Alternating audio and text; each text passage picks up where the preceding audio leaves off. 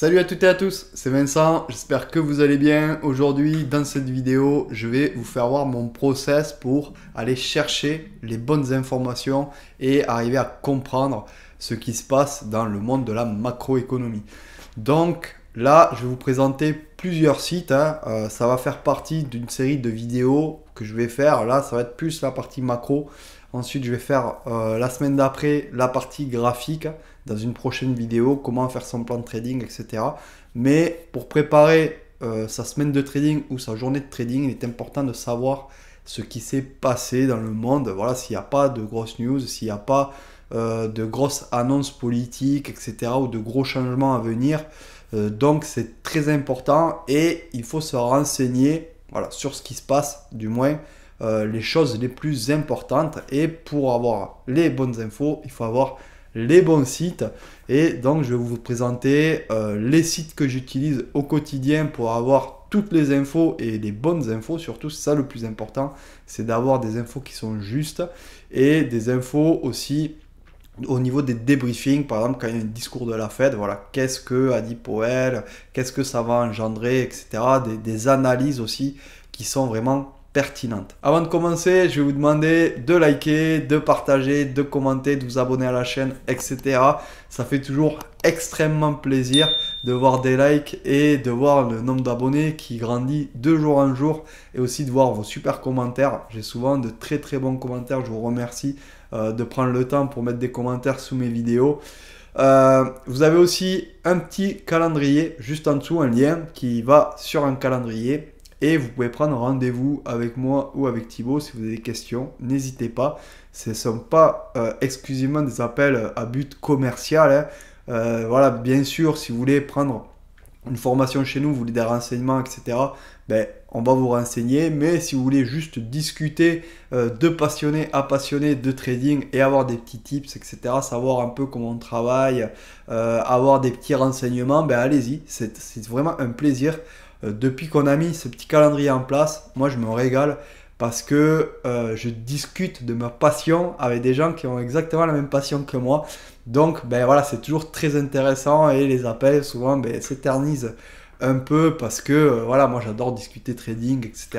Et souvent les gens qui m'appellent, ben, c'est pareil. Donc on se trouve bien. Et c'est vraiment des appels qui sont très plaisants et qui sont quand même instructifs au niveau personnel, parce que voilà, on découvre un peu le parcours de chacun, on découvre un peu la manière de trader de chacun, etc., l'histoire de la personne qui est derrière. Donc c'est vraiment super sympa. N'hésitez pas à prendre rendez-vous avec nous.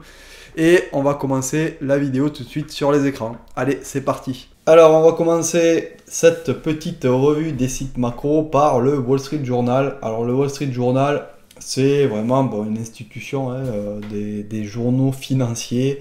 Ça a été fondé en 1889 par Charles Doe, Edward Jones et Charles Berstreizer. Désolé pour la prononciation. Et voilà, Charles Doe qui a inventé la théorie de Doe que l'on connaît tous, et Edward Jones aussi, qui est une légende de la finance, et Charles Doe et Edward Jones qui ont leur nom dans l'indice Dow Jones. Donc pour vous dire si c'est du haut niveau, c'est vraiment des légendes du trading.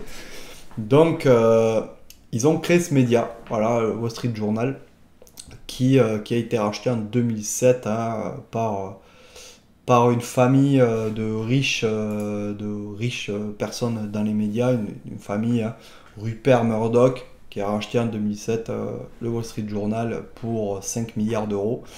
Donc c'est un média qui pèse lourd quand même. Et pourquoi je vous en présentais plusieurs, là j'avais préparé plusieurs. Pourquoi? C'est pas parce que par exemple il va y en avoir un qui va être plus complet que l'autre. C'est pour croiser les informations. Ça, il faut comprendre que les médias, ils sont jamais extrêmement neutres. Il y a la partie déjà politique, ça dépend où c'est qu'ils vont être, mais si par exemple vous allez avoir un média américain, un gros média, bien vous pouvez avoir une petite pression politique derrière du gouvernement en place sur quelques sujets, sur par exemple l'écologie. Voilà, l'écologie, on n'a pas le droit de critiquer l'écologie. La guerre en Ukraine, voilà, c'est difficile de critiquer l'Ukraine, etc. et tous les efforts de guerre qui ont qui ont été faits par les Occidentaux. Donc voilà, il y a quand même une petite censure qui est sur certains sujets. Et il faut comprendre aussi que les médias appartiennent à des milliardaires. Et ces milliardaires, ils ont des investissements dans différentes entreprises et dans différents secteurs. Et donc, si il y a un article à faire à charge sur une entreprise que détient le patron, par exemple, du journal, eh bien, voilà, il va essayer un peu de pas d'étouffer l'affaire, mais voilà, ils vont essayer de calmer un peu le jeu en faisant un article qui est pas extrêmement à charge, hein. Donc ça, il faut tenir compte de ça. Par exemple, Bloomberg, monsieur Bloomberg, qui s'appelle Michael Bloomberg, lui ben, est en politique, hein. Il a été dans le Parti démocrate, ensuite il était dans le Parti républicain, il s'est présenté comme maire, etc. Voilà, il a été reçu à la Maison Blanche par les différents présidents. Il est vraiment très ancré dans la sphère politique, donc bien, mais de fait, Bloomberg est assez politisé parce que du fait des relations qu'a Michael Bloomberg dans son métier, voilà, de politique, quoi, de politicien, quoi. Donc, voilà pourquoi j'utilise plusieurs médias. C'est juste pour croiser les informations. Et même si certains sont un peu extrêmes parfois, mais voilà, il faut jamais tenir à la lettre de ce qu'on lit, surtout au niveau des revues, par exemple, des prévisions. Voilà. Parfois, il y a des personnes de JP Morgan, il y a des personnes de BlackRock, etc., qui interviennent dans des journaux comme ça et qui donnent leur avis, voilà, sur qu'est-ce qui va se passer, ou qu'est-ce que va faire le Dow Jones, ou qu'est-ce que va faire le SP 500 dans les années à venir, ou quelle est la prévision sur tel secteur, tel secteur.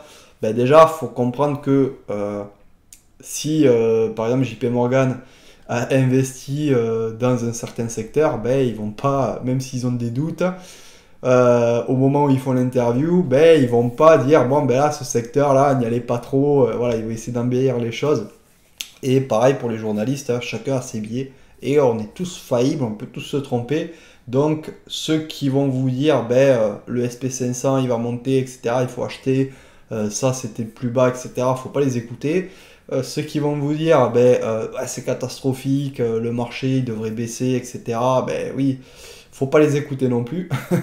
Voilà, il faut faire son trading. Voilà, si ça descend, ben, on se met à shorter. Si ça monte, on se met à acheter. Mais il faut essayer de rester assez neutre et de rester assez perméable à toutes ces analyses. Et c'est vrai que moi, je connais pas mal de monde qui se sont fait pas mal influencer par des gens qui publient des tweets, qui disent ah ben là, aujourd'hui, ça va descendre. Et voilà, ils font que shorter pendant une journée haussière.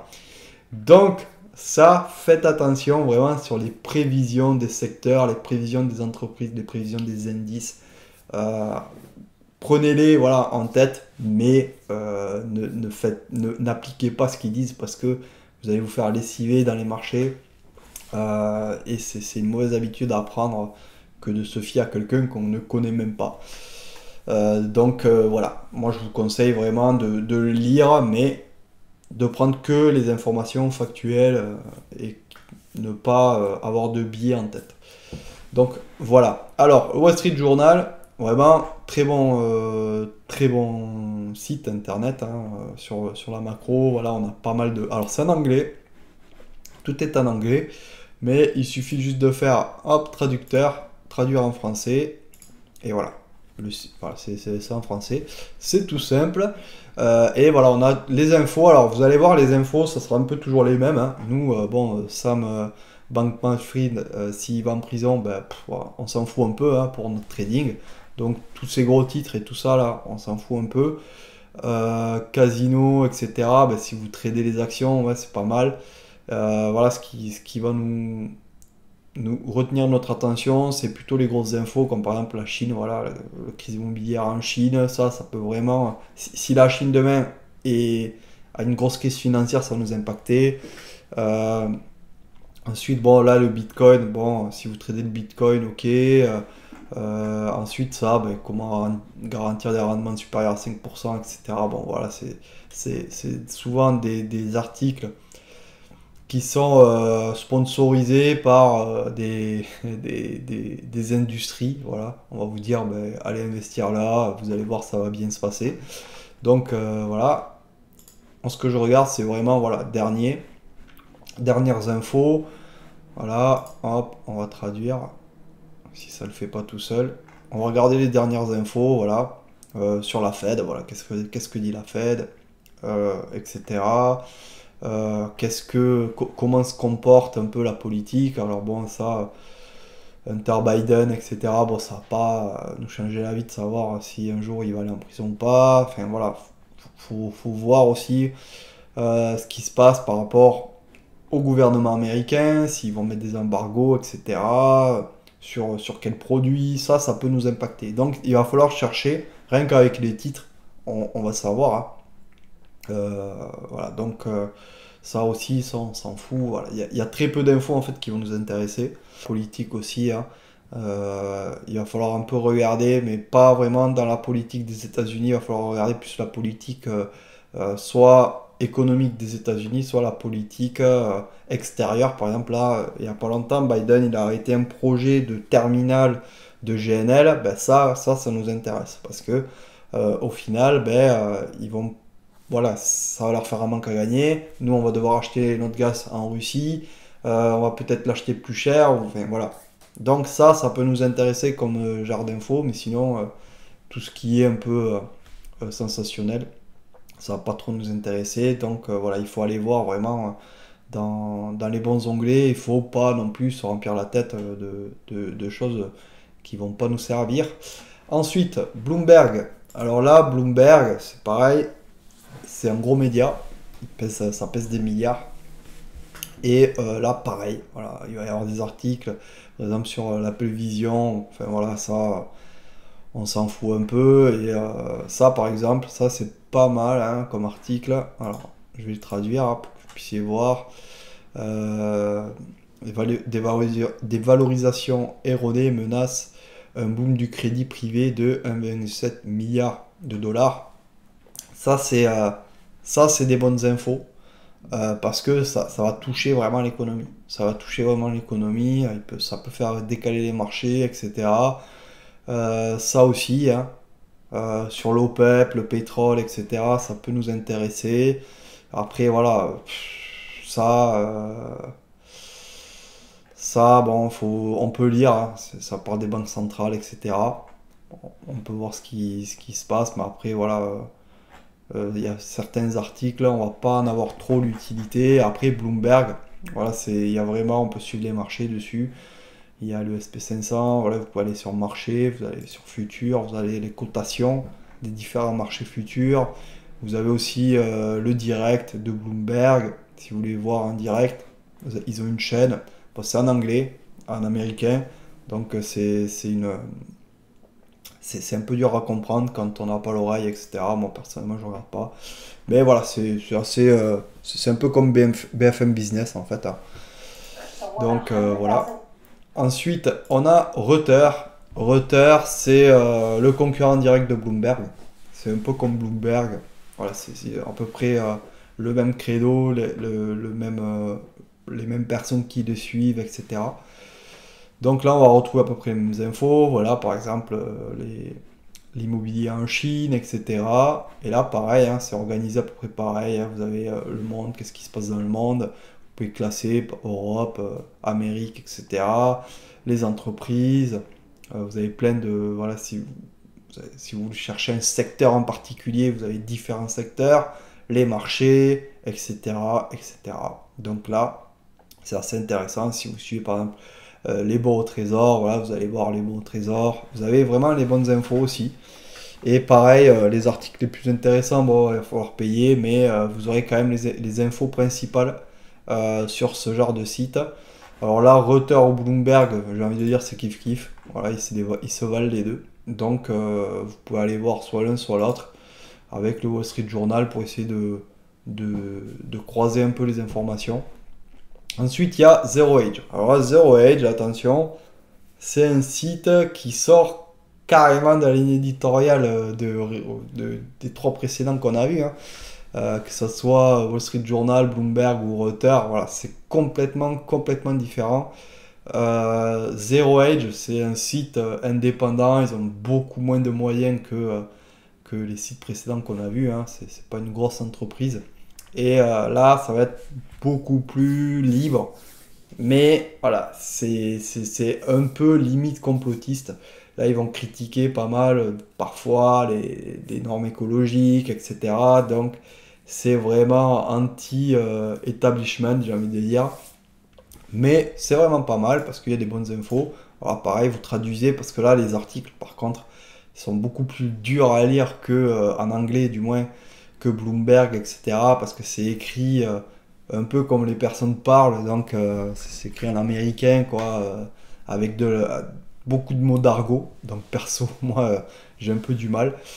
Mais voilà, il y a des bonnes infos, comme par exemple, voilà, l'UE envisage d'interdire la réparation sur les véhicules à moteur thermique de plus de 15 ans. Voilà, ça peut impacter le secteur économique, etc. Enfin, le secteur automobile. Ça peut impacter aussi fortement le secteur des garages, etc. Donc ça, c'est vraiment des infos qui sont vraiment pas mal. Alors après, il y a plein d'infos, moi, que je lis pas, hein, voilà, sur les camionneurs, etc. Bon, ça, pareil, sur la guerre en Ukraine, bon, ça, il faut lire, mais bon, voilà, ils ont quand même leur ligne éditoriale, ils ont quand même leur biais. Donc ça, faut faire attention. Zero Hedge, quand on les lit, on a l'impression que demain, voilà, il va y avoir une crise financière, hein. Mais voilà, faut prendre les infos avec parcimonie. C'est pour ça que moi j'aime bien croiser, hein, parce que voilà, il y a par exemple Bloomberg qui va dire ouais, les marchés c'est formidable, ça va monter. Vous allez sur Zero Hedge, ils vont vous dire ben, les marchés c'est vraiment catastrophique, ça va plonger. Donc voilà, ça fait une contrebalance et normalement quand on lit les deux, hop, on finit neutre et on se dit bon, ben si ça monte, j'achète, si ça descend, je vends. Mais voilà, c'est pareil, et il y a des bonnes revues de marché là, il y a ces revues-là, là, par exemple. Alors, je vais vous les montrer. Newsquark, ça, c'est des revues d'un site qui fait une petite revue de marché tous les jours. Alors, revue de marché asiatique, européenne et US. Et voilà, ça vous montre un peu les principaux indices, où c'est qu'ils en sont. Les faits marquants, voilà. La Fed, qu'est-ce qu'ils font, etc. Voilà, vous avez vraiment un gros résumé. Moi, franchement, je trouve que c'est très pratique, ce genre de news. Vous pouvez le recevoir aussi par mail, hein, si vous allez directement sur leur site, ici. Donc, c'est vraiment des bonnes infos. Ça vous montre un peu l'état du marché, des bons trésors, des devises, etc. L'énergie, les matières premières. Voilà, ça vous montre vraiment l'état du marché avant de commencer à trader. Donc c'est vraiment sympa, mais attention, voilà, il y a toujours, voilà, il y a toujours un biais, hein. Zero Hedge, c'est un peu le biais contre-pied des autres médias traditionnels. C'est ça qui les démarque, et ils en profitent, ils restent là-dedans et ils s'engouffrent là-dedans. Donc très bon média aussi, mais voilà, pas suivre à la lettre ce qu'ils disent. Ensuite, il y a Financial Juice. Financial Juice, c'est un site qui va regrouper des comptes Twitter. Donc, ça va vous mettre sur une seule plateforme les différents comptes qui sont liés à la finance. Ça va beaucoup plus vite qu'un média traditionnel, parce que les médias traditionnels, voilà, ils doivent faire l'article, le rédacteur en chef il doit valider. Ensuite, voilà, il y a quelqu'un qui met le site.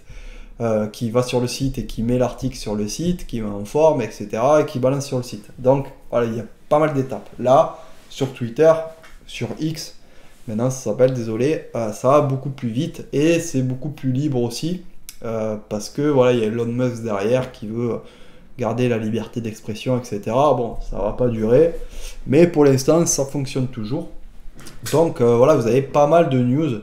Alors après, il faut le paramétrer, il faut chercher des comptes. Voilà, il y a pas mal de trucs. Par exemple, là, on va chercher SP500, S&P, ou alors peut-être ES, taper ES, voilà. E-mini SP500 futur, voilà, par exemple, on va chercher ça. Voilà. Et là, vous allez avoir différentes news sur le e-mini SP500, voilà, vous avez directement plusieurs comptes qui s'affichent, etc. Et ensuite, vous pouvez vous abonner à ces comptes, vous pouvez rajouter des comptes, vous pouvez chercher voilà, différents comptes, etc. pour avoir d'autres news aussi de différents médias. Il y a aussi pas mal de petites personnes, en fait, des traders indépendants qui mettent des bonnes infos, hein, qui sont passionnés et qui sont très calés en macroéconomie, etc. et qui vous expliquent un peu la news et en quoi cette news va nous impacter. Donc c'est vraiment très intéressant ça, cet outil-là. Et voilà, vous pouvez vraiment chercher, voilà, si vous avez des obligations, matières premières, crypto-monnaies, actions, forex, index, etc. Vous pouvez vraiment aller chercher tout ce que vous avez, tout ce que vous voulez, quoi, selon ce que vous faites. Voilà, si vous allez sur les bons, voilà, vous avez que les news par rapport à des bons. On va traduire un peu, voilà. Par exemple là, ben, c'est stock de pétrole, etc. Voilà, vous avez plein, vous voyez. Vous avez parfois même des petits pavés, etc. Donc c'est vraiment pas mal. Là, vous avez en rouge les news très importantes. Donc c'est vraiment top. Moi j'aime bien cet outil. Franchement, c'est un très bon outil et ça va beaucoup plus vite qu'un média traditionnel. Et vous prenez la fenêtre, vous la réduisez, vous la mettez dans un coin et vous avez les news qui apparaissent en temps réel. Et parfois, bon, si les news sont brèves, j'avoue, des fois c'est un peu bref le tweet. Donc vous pouvez aller chercher derrière sur les médias. Qu'est-ce qui s'est passé réellement et qu'est-ce qui s'est dit réellement. Ensuite, ici, on a un calendrier économique aussi qui est vraiment pas mal avec plein de petites news. Et quand il y a un petit éclair, ben voilà, c'est que la news est assez importante, donc il va falloir faire attention. Et de toute façon, quand la news est sortie, souvent vous avez derrière des tweets qui se rajoutent pour vous expliquer l'impact de la news, etc., etc., ce qui s'est dit. Et c'est pas mal aussi pour les discours de la Fed, etc. Ça vous dit un peu ce qui s'est dit là-dedans, dans les discours de la Fed. Voilà, cette vidéo est terminée, j'espère qu'elle vous a plu. Alors si vous avez aimé la vidéo, ben, likez, partagez, mettez des commentaires si vous avez des questions, si vous avez aimé la vidéo ou même si vous avez d'autres sites à nous conseiller au niveau de la macro, ben, n'hésitez pas, mettez-les dans les commentaires, comme ça ben, tout le monde pourra en profiter.